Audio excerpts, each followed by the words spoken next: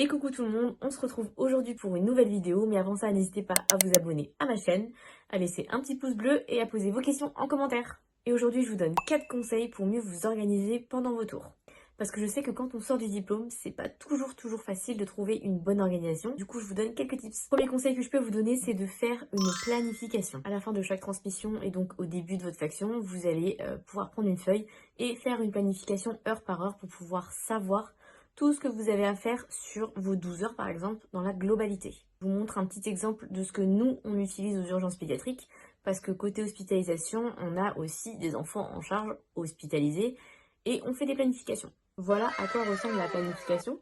Donc vous pouvez mettre ici le nom, la pathologie, l'âge de vos patients et après vous avez toutes les heures jusqu'à la fin de votre faction pour pouvoir remplir tout ce qui est médicaments, intraveineux, les constantes, tout ce que vous avez à faire sur vos 12 heures. Voilà. La planification permet du coup une meilleure organisation et de ne pas oublier certaines choses. Deuxième petit conseil que je peux vous donner, c'est de regrouper vos soins. Donc vous allez avoir un patient qui a traitement, constante, bilan, vous faites tout. Comme ça vous évite, vous, de faire des allers-retours pour rien au poste de soins, pour le bilan, ramener, truc, machin. Et ça évite surtout aux patients d'être embêtés 3 fois dans la matinée. Le regroupement des soins, c'est vraiment un gain de temps énorme. Troisième conseil, vous priorisez les soins. Par exemple, vous avez 10 patients en charge. Et sur ces 10 patients-là, vous allez avoir un patient qui va partir au bloc. C'est lui que vous allez devoir prioriser parce que vous avez tous les soins à lui faire avant qu'il parte, parce que c'est le plus urgent entre guillemets, et il faut qu'il soit vu avant de descendre au bloc. Autre exemple que je peux vous donner, c'est 2 patients.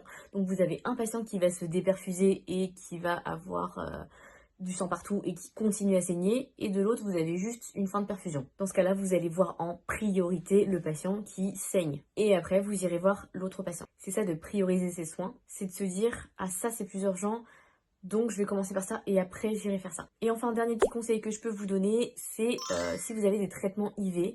Moi, ce que je faisais en réanimation pédiatrique, c'est que j'avais des planches d'étiquettes dans chaque chambre et j'avais toujours des traitements généralement en intraveineux à passer, et en début de faction, je faisais un tour dans chaque chambre et du coup, je notais tous les traitements que j'avais à faire sur les 12 heures sur mes étiquettes.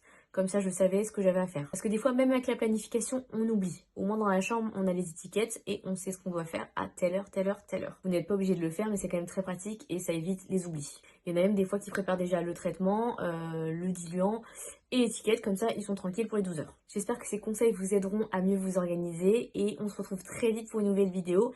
N'hésite pas à t'abonner. Bisous!